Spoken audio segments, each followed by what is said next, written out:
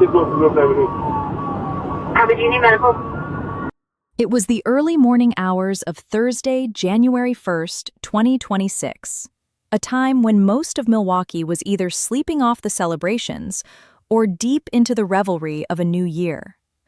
On the cold, dark stretches of Interstate 43, the holiday spirit was about to be shattered by a lethal threat barreling through the darkness. At approximately 2:36 a.m., the routine patrol of a Milwaukee County Sheriff's Sergeant took a hair-raising turn that would define the start of the year for the local law enforcement.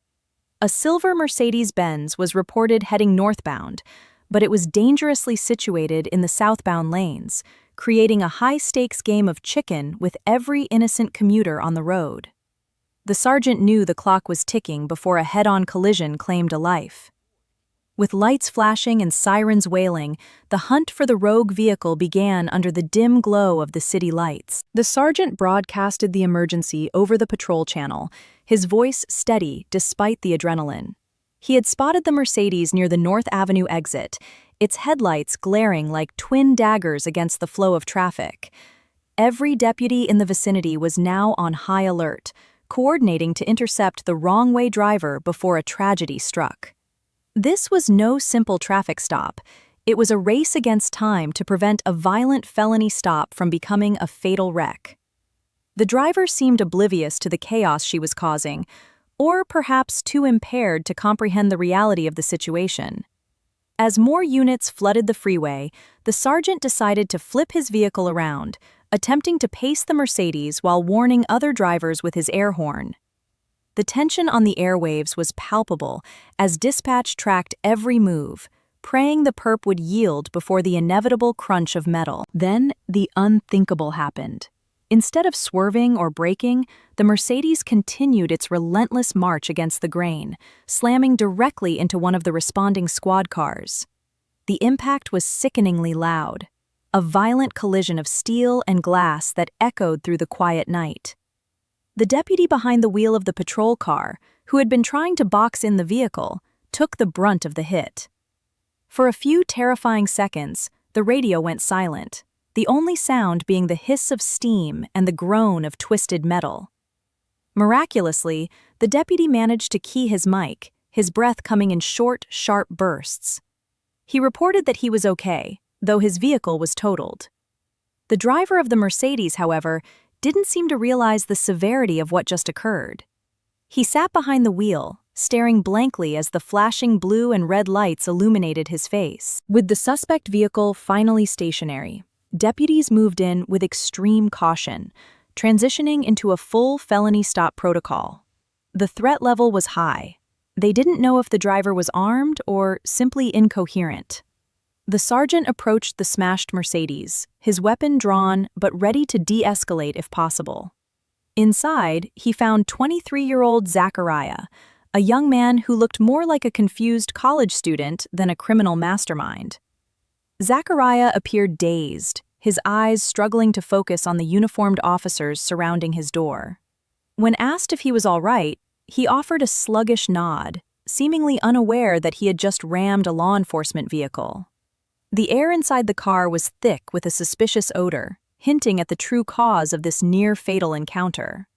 Medical personnel were immediately routed to the scene to evaluate the suspect, while deputies began the process of securing the crash site. As Zachariah was led away from his ruined car, his behavior became increasingly bizarre. He asked the deputies if he could call his dad, a request that felt jarringly out of place given the carnage behind him. He seemed to have no grasp of where he was or the gravity of his actions. When a deputy asked if he knew he was on the freeway, he mumbled something about being in Milwaukee, but couldn't articulate his destination. He was swaying on his feet, his speech slurred and his coordination nearly non-existent. The investigators suspected he wasn't just tired, he was heavily intoxicated. The sergeant noted the damage to the squad car, remarking on how the quarter panel was completely smashed. It was a miracle no one was killed. Zachariah was eventually placed in the back of a squad, but his night of destruction was far from over as he sat. While the suspect was being secured, other deputies turned their attention to the interior of the Mercedes, They were looking for evidence that would explain Zachariah's erratic behavior and total lack of awareness. What they found was telling. Scattered all over the seats and floorboards was a green, leafy substance commonly known as shake. It was clear that the perp had been using marijuana, which likely compounded whatever other substances were flowing through his system. The search also yielded his wallet and cell phone, items that would eventually help establish a timeline of his movements that night. Meanwhile, back at the sergeant's vehicle, the damage assessment continued. The squad car, a rugged tool of the trade designed to withstand high-speed pursuits and pit maneuvers, had been rendered useless by the low-speed but high-impact collision. The front end was crumpled, a stark reminder of how quickly a routine night can turn. The investigation on the freeway was hindered by the bitter cold of a Wisconsin winter morning, but the deputies worked with surgical precision. They needed to clear the lanes and move the suspect to a controlled environment for further questioning. Zachariah was still in the back of the squad, and the reality of his predicament was starting to seep into his intoxicated brain, albeit slowly. He wasn't making sense, and his physical condition was deteriorating. One deputy noted that the suspect was out of it, but seemed to understand basic commands in English. There was no need for an interpreter, just a need for a sober mind that wasn't present. As the tow trucks arrived to haul away the mangled Mercedes and the damaged patrol car, the focus shifted from the asphalt of I-43 to the precinct, where the true extent of Zachariah's New Year's Eve mistakes would be revealed. Back at the scene, the chaos of the crash had transitioned into a grim cleanup operation. The sergeant's squad car sat crippled on the shoulder, its front end a mangled testament to the Mercedes' impact. As deputies coordinated the recovery, they discussed the sheer luck involved in the deputies' survival. One officer recounted how the suspect had nearly clipped him earlier near Highland Avenue, flying past his squad despite attempts to flag him down. It was a terrifying realization that Zachariah had been playing a high-speed game of Russian roulette with every vehicle he passed. The decision was made to transport the suspect to the station immediately, as his physical state was rapidly declining. He wasn't just dazed anymore, he was becoming a liability to himself. The cold air bit at the officers as they finalized the crash report, ensuring every detail of the felony stop was documented for the upcoming legal battle. The transport to the precinct was anything but quiet. Inside the squad, Zachariah's intoxicated bravado had completely vanished, replaced by the physical consequences of his heavy New Year's Eve drinking. As the deputy drove, a sickening sound filled the cabin. The suspect had begun to puke. It was the final confirmation of his extreme impairment. When they arrived at the station, the air was thick with the smell of stale alcohol and regret. Zachariah was led into a questioning room, but he seemed more interested in finishing his nap than answering for his crimes. He slumped over the table, his eyes heavy and glazed.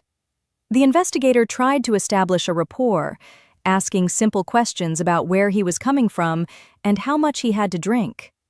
Zachariah's answers were barely audible, a series of mumbled half-sentences that painted a picture of a night completely out of control. The interrogation hit a wall, as Zachariah's memory seemed to have been erased by the booze. When asked where he had been, he could only offer vague references to a strip club on 3rd Street. He wore a neon wristband from the venue, a silent witness to the hours he spent consuming the alcohol that led him to the wrong side of the interstate. The deputy, remaining professional and gritty, pressed him on his decision-making process. "How much is a lot?" he asked, referring to the suspect's earlier admission of heavy drinking. Zachariah couldn't give a straight answer, his brain struggling to process the basic mechanics of a conversation. The weight of the situation was starting to press down on the room. This wasn't just a simple OWI, this was a case of second-degree recklessly endangering safety, a charge that carried heavy weight in the Wisconsin judicial system. Despite his obvious state, the deputy attempted to offer Zachariah a chance to prove his sobriety through field sobriety tests. It was a standard procedure, but in this case, it felt almost like a formality. Zachariah, however, was in no condition to perform. He looked at the deputy with a mix of confusion and defiance, eventually uttering a slurred "no" when asked if he was willing to participate. He knew, or perhaps his subconscious knew, that he couldn't walk a straight line if his life depended on it. With the refusal documented, the situation shifted from an investigation to a formal arrest. The deputy instructed him to stand up and turn around, the click of the handcuffs echoing in the small room. He was officially being booked for OWI's second offense and the felony charge of endangering safety, a grim start to his young year. The booking process continued with a search for weapons, though Zachariah's earlier claim of having no bazookas was perhaps the most coherent thing he'd said all night. He was led to a holding bench, a cold and unforgiving piece of furniture where many before him had faced the reality of their choices. The deputies began the mountain of paperwork required for such a high-profile incident. Every citation, from the wrong-way driving to the possession of marijuana, had to be meticulously recorded. The sergeant, who had nearly been a victim of Zachariah's Mercedes, oversaw the process with a professional distance. He had seen enough New Year's Eve disasters to know that this was a textbook case of someone thinking they were above the law, or perhaps just too far gone to care about it. The paperwork was the first step in a long road to accountability. As the sun began to peek over the Milwaukee skyline, the freeway was finally clear. But the legal storm for Zachariah was just beginning. He was facing a $7,500 cash bond, a steep price for a night of poor decisions. The conditions of his release were equally stringent: absolute sobriety and mandatory monitoring by portable breathalyzers. The judicial system was sending a clear message that endangering the lives of deputies and civilians would not be taken lightly. Zachariah's Mercedes, once a symbol of status or perhaps just a reliable ride, was now a pile of scrap metal in an impound lot. His phone and wallet, recovered from the shake-covered floorboards, were now evidence in a felony case. The high-end lifestyle he might have been chasing at the strip club had crashed into the gritty reality of a Milwaukee County jail cell. Looking back at the dashcam footage, the sheer recklessness of the evening is staggering. The way the Mercedes bypassed the initial squad car, only to slam into the next one, highlights a complete disconnect from reality. This wasn't a sovereign citizen making a political point or a seasoned criminal fleeing a scene. It was a 23-year-old who had simply drank until he was a danger to society. The terminology of the felony stop and pit maneuver often feels like something from a movie, but for the deputies on I-43 that night, it was a life-or-death reality. They did their jobs with the professional precision expected of U.S. law enforcement, turning a potential tragedy into a controlled arrest. As Part 2 of this deep dive concludes, the focus remains on the consequences of intoxication and the thin line between a celebration and a catastrophe. This case study delves into the legal fallout and the broader impact of that fateful morning. The courtroom became the next arena for Zachariah, where the gritty details of the dashcam footage were laid bare for the judge and prosecution. The charge of second-degree recklessly endangering safety is no minor infraction. It signifies a total disregard for human life. In the state of Wisconsin, this felony carries the weight of potential prison time and a permanent mark on one's record.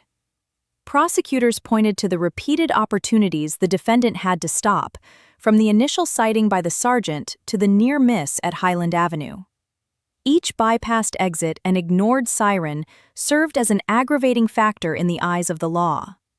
The legal system was not just punishing a drunk driver, it was holding a man accountable for weaponizing a luxury sedan against the very people sworn to protect the public. The second offense OWI charge further complicated Zachariah's defense, revealing a pattern of behavior that the judicial system had already tried to correct. A first offense might be viewed as a tragic lapse in judgment, but a second signifies a systemic failure to respect the safety of others. The court imposed a $7,500 cash bond, a financial hurdle designed to ensure the defendant's appearance at subsequent hearings and to reflect the gravity of the incident. Furthermore, The requirement for absolute sobriety and portable breathalyzer monitoring acted as a digital leash, stripping away the freedom that Zachariah had so casually abused. For a 23-year-old, these conditions are a stark transition from the carefree nights at a 3rd Street strip club to a life under the constant, unblinking eye of the Department of Corrections. It was an expensive lesson in the reality that every action has an equal and opposite legal reaction. The technical aftermath for the Milwaukee County Sheriff's Department was equally significant. The loss of a squad car is more than just a budgetary headache. It is a temporary reduction in the force's operational capacity. The vehicle involved in the collision was a total loss, its frame twisted beyond repair by the Mercedes' impact.